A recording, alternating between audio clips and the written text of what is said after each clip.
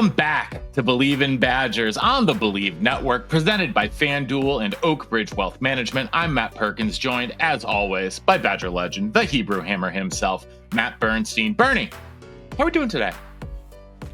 Dude, every day talking to you is a holiday. We scored a touchdown. I know, they showed the fans celebrating like we won the Super Bowl.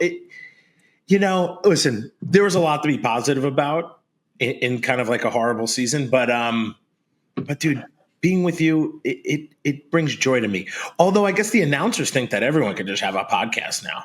Yeah, apparently. Lot to unpack here. I mean, I don't think it was a shot directly at us, but you know what? I feel like it was pointed directly at us, saying you guys know too much and you've been saying these things on the air. Because what did he say? He said a bunch of things, and I'm like, dude, shut up and announce. You guys aren't even that good, FS1. Come on. If Tim Brando does happen to be listening in here, hello. Yeah, thanks for listening. Thanks for stopping back on. Make sure to share, subscribe, rate, review, all that good stuff. You know where to do it. YouTube. We love to host you too. Yeah. Yeah, come on. We'll talk about it. We'll talk about what those podcasters do. What we do here, though, on Monday Morning Fullback after every Badger game is talk about what we just saw over the past week and going through the good, the bad, and the ugly. Hasn't been a lot of good the last couple of weeks, but, Bernie, you and I are both glass half full kind of guys. We like to see the positive in things, and there actually were some genuine positives in this game. Wisconsin loses in Eugene 21-7. Oregon outgains Wisconsin by a margin of 335-196. But let's get into some of these positives, Bernie. I think the most obvious thing to most people watching is that the true freshmen who played, there were a couple true freshmen who really played outstanding football, most notably the inside linebacker duo of Mason Posa and Cooper Catalano. Mm-hmm. Both of those guys played extremely well. A couple freshman mistakes, but they showed real flashes of being impact players. I think especially Posa. I mean, he felt like he was everywhere on defense, making all the tackles, getting the hit that sent Dante Moore out of the game. And after the game, he said he was fired up about that. Additionally, on social media, people questioning, oh, well, the team's bad. Are you just going to hit the portal? He said he's staying already. So I think that at least that is something that we can really hang our hats on for the future, even if there are still a lot of negatives that come out of this game. Listen, you know what? I've been saying this all along. So thank you for finally listening to this stupid podcaster, FS1. I obviously have a big gripe with you because how dare you? You pay attention for 1 week, you watch some film, you hear some things, you read one article, and you just now all of a sudden know what Wisconsin football is all about. You're dead to me. But I'll say this. The want, the fight, even on both sides of the ball, to me was exciting to see. I mean, our offense is taking steps back every week, but they are trying and they are fighting. And that makes me excited. Gideon Atuka brought all this energy. It was beautiful to see. Hunter Simmons is still struggling. I still think we're not doing. Why are we calling screens? Golly, stop. I would throw the screens out of the playbook at this point. They're always a mess. We don't execute them very well. Okay, let me stay on the positives. Is the defense. I mean, they're just playing hard. The front seven, just to me, have been playing outstanding football. They're the only thing I think we can hang our hats on at this point is that these guys have been busting their butt. They play a majority of the game. They held a high-scoring offense, although reigning, to 21 points at Oregon at night. And, Oregon had the ball for 10 minutes more than Wisconsin, like you mentioned. But, speaking of that front seven, we talk about the inside linebackers. The other guy who really impressed me again this week was Ben Barton on the defensive line. And it feels like he is making more and more impact plays. From last year, he was just kind of a, block eater, I guess, for lack of a better term. This year, He's actually making plays, tackles for losses. Really, even if he's not getting the tackle for a loss, he's blowing up the blocker in front of him so someone else can, or, get the tackle at the line of scrimmage. I've been so impressed with his growth, as a 6-year senior. And, that, seeing that development with a guy who stays for a while, right? Yes, he got the bonus year because of COVID, but he also put in the work to become someone who was pretty much an afterthought in the defensive line rotation 2 years ago to being a true standout. And what's amazing is he'll be an NFL guy for a long time. He just does his job. He sucks blocks up. And he's that type of dude. And also people rally around him. You saw that he had that open field tackle, and when he came out the field, everyone jumped on him. Yeah. So these are, you can see that the defense is playing football that reminds me of Wisconsin of old. Dude, even Ricardo Hallman's name was mentioned once, at least that I saw, in an open field tackle. Mm-hmm. They're like, oh, Ricardo Hallman and I'm like, this guy's on the field? And that is what Wisconsin, the days of when we were fantastic on defense, his name was mentioned one time because nobody went after him, right? It was one of those days. I thought we played exceptional on defense. So we made mistakes, but what's first, you're going to make mistakes. That's life in football. However, these guys played every snap at 100. Cooper Catalano impressed me the most. I mean, both like you see them. He had 13 tackles, like they were beautiful. He was abusing guys who were 2 years, 3 years older than him, twice his size. But Catalano was everywhere. He was making tackles like, I don't want to say fresh legs. I want to say these guys should have been playing from the beginning. Once again, to my point, you want to build a culture, play the freshmen. Stop going to the portal. We need some guys, not that many. We had these guys. They could be playing. Carter Smith could be the next one. I think, listen, we'll get into this. I loved what I saw on the defense. Barton played amazing. All those guys on the front played really well. I mean, really, they did. Oregon has good players too, and they played well. And what's crazy is wasn't an illegal hit. It was just a hard physical tackle. And you know what? You should have a bigger face mask or wear a shield. Like, come on. That's the only thing I was nervous about. That's why you have those bars that come down on the sides is getting punched in the face because it's the only thing that's open. Mm-hmm. That and I didn't wear a cup, so there was a potential for that. But if you're playing standing up and letting someone hit you in the marbles, you're not in a good football position anyway. So I'm thrilled at the steps forward that our defense is taking. Peterson had a bad play, and it was a bad play, but he was playing his butt off the entire game. These are things that, like, they happen, right? Some of your best players have, like, Sitchy had one happen, right? And they had to miss that bowl game, or half of the bowl game. So you don't want this to happen, but they just do. But, man, the D-line and the front seven are playing outrageous football. And the other guy who was playing outrageous football, I would say, was Eugene Hilton. His adjustment on that pass, 46-yarder, that they didn't even review because it looked like he rolled in the end zone. Yes, they got in. Yes, they finally did get into the end zone with the Lance Mason touchdown after that. But, it's those flashes which made him a highly coveted recruit, 4-star coming out of high school. And again, it's like play the freshman, right? If you want to establish a culture, and if a guy is good enough to be out there, play him. And, I feel like he's been underutilized.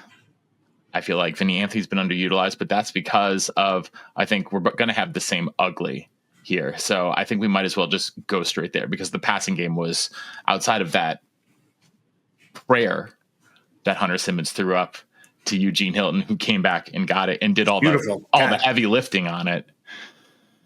Man, that passing game was. Wait a second. The ugly kind of is the special teams. How dare you guys? First off, they did a punt fake for a touchdown, but it got called back. But again, imagine if it didn't. We just got an onside kick to start the game. Yeah. So now we don't get the ball twice to start the game. We aren't that good. You can't do that, right? Like, we're not good enough to say, yeah, we'll give you the ball back a couple times. We had too many turnovers. I mean, obviously we had too many turnovers, but you can't do that, right? We had one. What about the pick that went right through our hands and then into, the guy caught it? That's just a team, and that's defense, but still, like that's a mistake that happens to teams that are down. Yeah. Also, again, I've said it every time, you can't wear gloves when it's raining. I don't know how else to stress it. The gloves don't work. The ball is slippery. Your gloves are even worse. They're the worst things to do. You take them off. Nobody listens to me, so we fumble. But the special teams to me are just atrocious. They're just not good. And those are two huge plays in a game where we don't get the ball and we give up a touchdown. Yes, it was called back. That's it. Now, some of our punting was okay. We're down the ball pretty well inside the 20, but still, that all gets washed out with a touchdown that they threw, even though it was called back. I know it was called back, but still, it's a bad look. We're like lucky that happened. Now, let's go right into the offense. Man, the offense is taking steps back. I think we need to listen. Danny O'Neal didn't play a snap. We went with Hunter Simmons. We went 1-13. Listen, it was still 14-0 in the third quarter, wasn't it? 7-0 at half. Yeah. Well, no, they scored coming out of the scored going into the break and then coming right out of the break. Right. So you got to think like 14 in back-to-back drives. This was a tight game, the whole game. Mm-hmm. But again, it wasn't because we really can't do anything on offense. We're really struggling. That starts with the pass game because at one point Hunter Simmons was 1 for 13 for 12 yards and an interception. And it was a comedy of errors that I don't think the line was actually doing that bad of a job in pass protection. Not in pass protection. I'd say it was okay. Okay. It was better. It warranted better than 1 for 13. Well, here's what I'll say. I'm not one time has a screen worked for us. Maybe it has, and I glossed over in my brain, but we should not be throwing screens. We are not able to execute it. It's a waste of a play, and they've gotten us in more trouble than they're worth at this point. They're not opening anything up. They're just a wasted down. That's one. Why are we rolling to our weak shoulder, our weak arm with Hunter Simmons? You gotta protect him. He's our third string quarterback, right? I'm not trying to get on him because he's doing the best he can, and I know you can see it and he wants it. But we had to get him in positions that I understand rolling out to get him in the to get a half field read to But we have some pretty bad. Even the rollouts to us, like we're just not good looking plays. Well, on top of it, to me, what's most alarming is that his accuracy. He's just nowhere near the guy. I mean, you look at that interception. It was thrown 2 yards behind the receiver. Yes, the conditions had something to do with that. Wet ball. It's going to be tough. Suck it up, Buttercup. It's Division I power football. Dude, they played on the same field. They played on the exact same field. Yes. Yeah, listen, I get it. He's still the third string guy. Now, let's just say Gideon Atuka looked great. Yakimelli got hurt. There's so much. I don't want to harp on this. Listen, do I think the O-line, I think they pass blocked. I think they run blocked okay. I think they run blocked so. But I also think that Oregon just knew that they couldn't test them at all in the pass game. So they were able to put 8 guys in the box. And they were slanting, angling hard into gaps. And they were big, strong dudes. Like, I don't know if we've seen guys like that. Those big Hawaiian dudes, those dudes are dudes who lift mountains. They like all Mauis. Yeah. Man, so Wisconsin also had their sloppiest game penalty wise this year, 8 penalties, 75 yards. Oy. And that you can't be doing that. Yes. Oregon had 1 more penalty and a couple more yards. They had 9 Wisconsin had 8 for 67. Oregon had 9 for 75. Still, Wisconsin's actually one of the least penalized teams in the nation. One of the few things that we don't play. We're not on offense that much. I mean, listen, I think Grimes needs to sit down over this 2-week span. This would be my advice, although he's like much smarter than me in this, and just say, dude, we're gonna first off, if Billy Edwards Jr. is not back, something's up. This is a long time. I'm not a medical doctor. A sprained knee. I sprained my knee in the last game. If you go and watch it, Bob Sanders, that, took my knee out in the first play of the game, and I didn't come out of the game. That thing was loose. I went into halftime, and Barry, I was like, dude, you're done. They say your knee's like falling out of its socket. And I put on a medium sleeve and ran out, and Barry freaked out. But this is for the Big Ten. I came off this field pissed, like, no, Barry, I'm playing. It's for the Big Ten championship. And then we put in a bowl game, and guess what? I had a knee brace on, and I practiced. Dude, it was terrible, but I practiced with a knee brace on. How many games are we going right now? We're going a lot. Listen, if we don't see Billy Edwards Jr., what's our next? I think there's an issue there if we don't see him. It could be medical, like it's more serious than I think, or it could be other. I don't know, and I don't want to start putting out untruths here. But I think Billy Edwards Jr. needs to find a way back to the field, and there needs to be some communication saying it's next week or it's the week after, it's the week, whatever it is. It's the bowl game. Just tell us. Are they trying to there's no bowl game, Bernie. They're not going I'm sorry, that's right. No, but my question is, like, are they trying to are they trying to get a medical red shirt for him? Like, that's the only thing I can think of is that they're trying to get a medical red shirt for him. Then tell us, because then you're going to get fan bases pissed that, like, you pay these guys and they they're professionals. All right, I'm going to get off of this one. Off my what's it called? My little medicine pill box. You say pill box. You're mixing metaphors there. The term is off my soapbox, but a pill box is a type of hat. You stand on a fashionable. I don't even know what a pill box is. Or at least back like the 20s. So I'm so cultured. We all know how crucial your data security is. Delete Me makes it easy, quick, and safe to remove your personal data online at a time when surveillance and data breaches are common enough to make everyone vulnerable. Data brokers take your data and profit off of it. Your data is a commodity. Anyone on the web can buy your private details, leading to identity theft, phishing attempts, harassment, and more.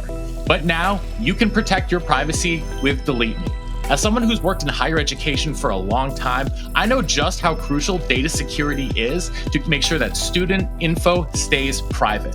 But no matter what industry you're in, data security is one of the most important parts of your personal and professional life. So take control of your data and keep your private life private by signing up for Delete Me. Now at a special discount to our listeners here on Believe in Badgers. Today, get 20% off your Delete Me plan by texting PRO, that's P-R-O, to 64000. The only way to get 20% off is by texting PRO to 64000. That's PRO to 64000. Message and data rates may apply. Hey folks, before we continue, I want to remind everyone tuning in that we continue to be proudly presented by Chris Anicetti and his entire team over at Oak Bridge Wealth Management. If you're a collegiate athlete or parent of a collegiate athlete navigating NIL opportunities, Chris and his team are here to help maximize your earnings and protect your future. We all know that athletes train hard to be the best on the field, but who's making sure they're winning off the field? Chris Anicetti and his entire team at Oak Bridge Wealth Management. That's who. They don't just manage your money. They handle your entire financial world. From building a rock-solid financial plan tailored for athletes to paying bills, budgeting, setting up LLCs, and securing financing for cars, equipment, and whatever else you need so that you can focus on your game. Your career is short. Make every dollar count. Oak Bridge Wealth Management, where athletes build lasting wealth. Get in touch with Chris on Instagram at oakbridgewm_Anicetti. That's oakbridgewm_ANICETE, or head on over to their website at oakbridgewealthmgmt.com. Chris Anicetti, Oak Bridge Wealth Management, they've been helping a lot of NCAA athletes and professional athletes get their money right. There's no one else better for this around that you are going to find. So make sure to get in touch with Chris and support the people who support us. All right, we're going to hop back into the show. So I think the quarterback position is a huge, what the hell are we doing? Are we going to get Carter Smith ready to go? I can't see sustaining the offense with Hunter Simmons or Billy O'Neill, but Danny. Danny. I can make all my quarterbacks mixed up. Dang it, Monday morning. But you got to go. And if Hunter Simmons is having a game like 1-13, listen, he looked good in the third quarter when we were slinging it. But where was that? We got to switch it in. Why can't Danny O'Neal go in? Like, I want to see something that makes something work. Okay.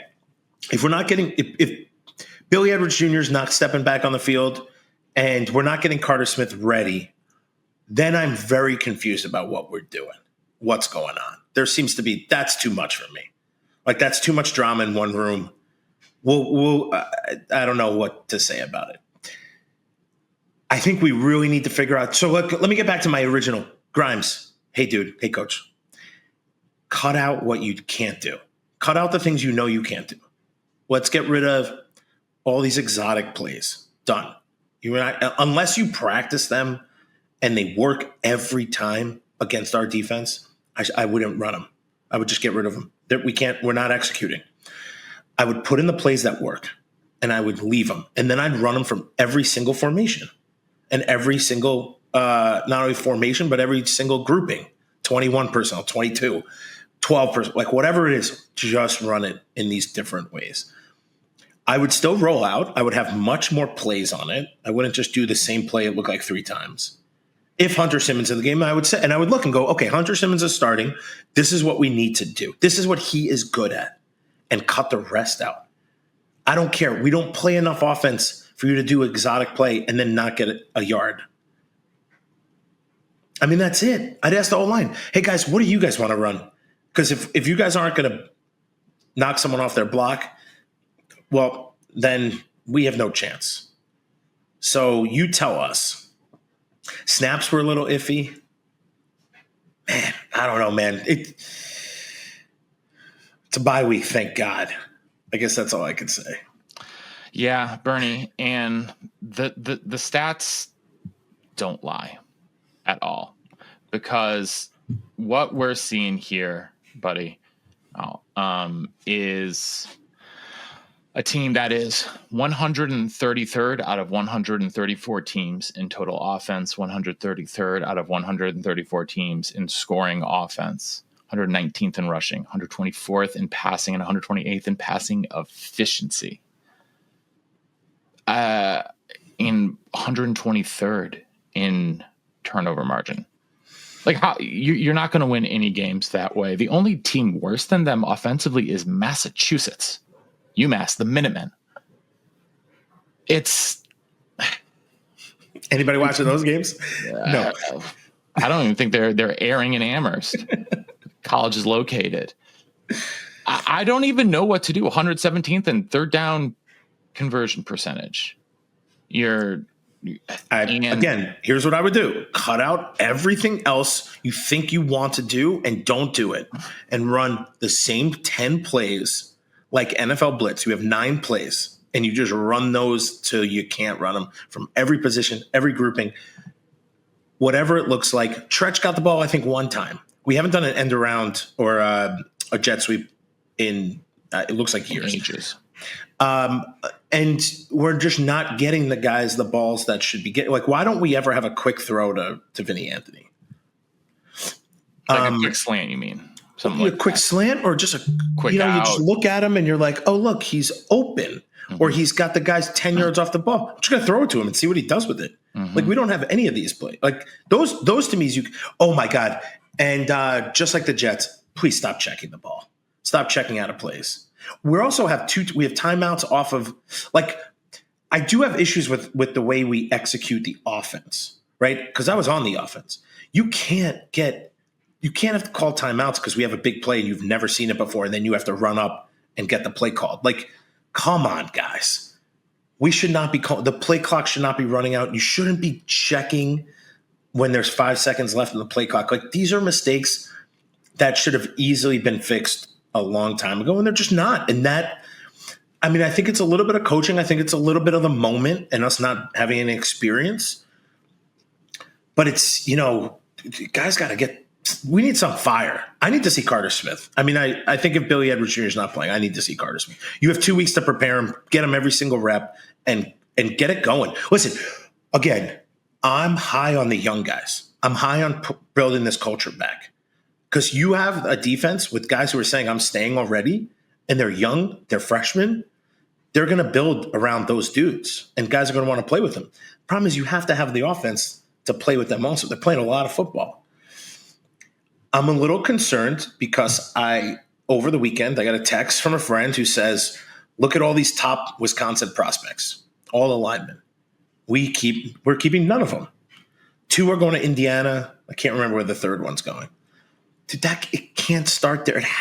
We have to get linemen from Joe Thomas used that in an article I saw.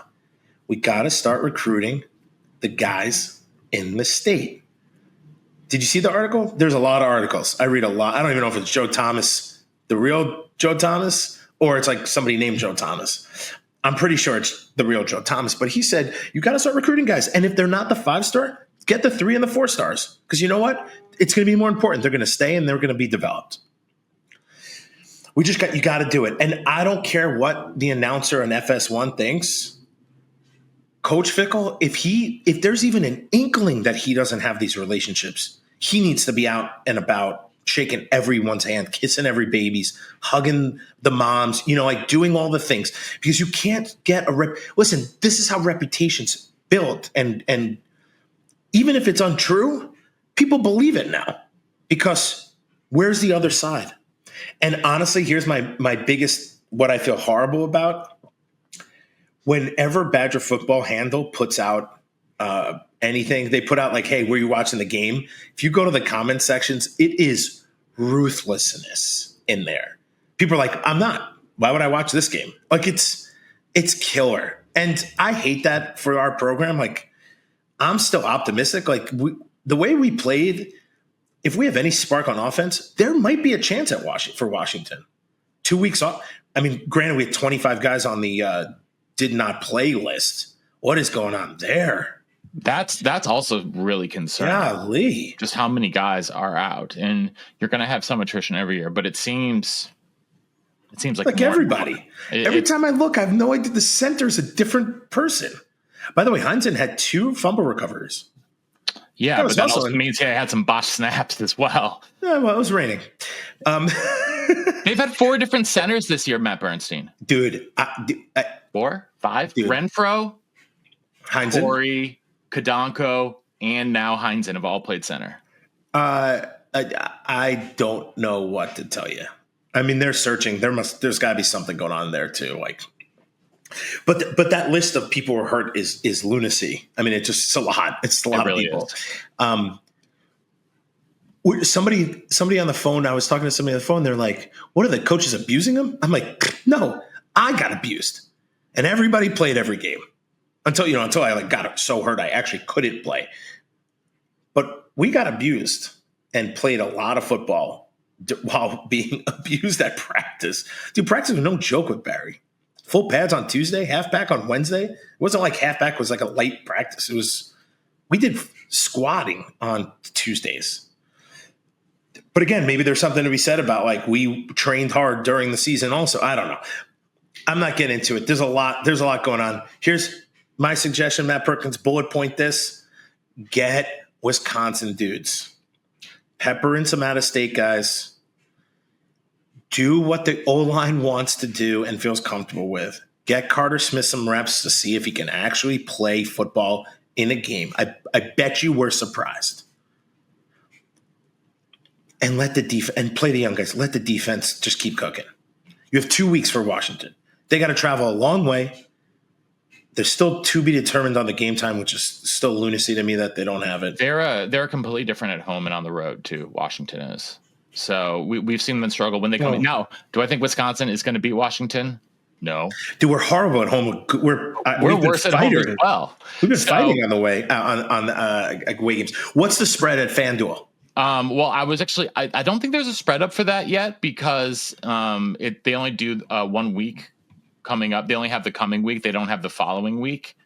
So we don't actually have the spread on that week's game because we're in the bye week. But what we do have, Bernie, that I want to ask you about here from FanDuel is chances to win the Big Ten title, because I think that it's shaking out really interesting. Wisconsin has played both Ohio State and Oregon. and they have to play Indiana, who is now the number 2 team in the nation here in what is 3 weeks now. But we've seen a couple of these. We've seen a couple of these teams so far in Ohio State and Oregon, and right now FanDuel has Ohio State as the conference favorite at what is it at minus 150. So they are lay 150 to win 100 there. Indiana's at 2, and then everyone else is kind of far out of the way. Now, obviously, Ohio State and Indiana have the inside track because they don't have to play each other, and they're both still undefeated. But which, if you were going for one of these, would you just choose one of those two, or would you want to wager on a long shot here, whether it's Oregon, USC, Iowa, Michigan? It'll never be Michigan. We know that much. I'm not going to lie. Indiana's taking care of business right now. Yeah. I mean, they're whooping people's butts, and that's scary. And they got a chip on their shoulder. They've been people still say, Indiana's the team I remember them to be. Like this, basically doormat. They are not that. I mean, I want to see what they look like when we play them, obviously, because that's how I watch games. I might take Indiana just because I want to take a different team than Ohio State, but that literally goes off of no data, no analytics, I'm not picking Ohio State. There's no real other reason. However, Ohio State looks amazing, so it's hard to, if these two behemoths go up against it, it'll be great. It'll be great. I'm hoping to see it. I think a lot of us are hoping to see it because, Indiana still is the underdog story. And going up against, it's literally David versus Goliath, but we've seen David training now for a year and a half, and it's starting to look pretty good. So I think. Well, these 3 teams will be in the playoffs, hopefully. I want Big Ten. I want Big Ten teams in the playoffs. I want to watch it. Have you seen Iowa play the last couple of weeks? Did you see what they did to Minnesota this weekend? They beat Minnesota worse than they beat us. Yep. Yeah, 41-3. I still don't think Iowa's they're not going to make it up there. But no, they're not. But I think that they are playing really good football right now. And Iowa does exactly what Wisconsin used to do. Iowa has been doing the same thing ever since Hayden Fry became the coach there in the 80s. So they get a lot of Iowa. What they do. They just get consistent results every single. We don't need to relitigate all of that. But Matt Bernstein, let's go ahead and finish out our show here for Monday Morning Fullback. We will be back again later this week. We're having Jay Kokorowski back on to talk Badger volleyball. It is the bye week. We want to getting into that team, maybe a little bit of Badger basketball as well. We got more interviews coming and all sorts of fun stuff. So we appreciate everyone tuning in here to Believe in Badgers on the Believe Network, presented by FanDuel and Oak Ridge Wealth Management. As always, till next time, on Wisconsin. On Wisconsin. By the way, we have a chance at Washington. I got to see what they look like on Saturday, but we do. A chance. I don't know. We'll see. The offense needs to be completely changed, but that's it.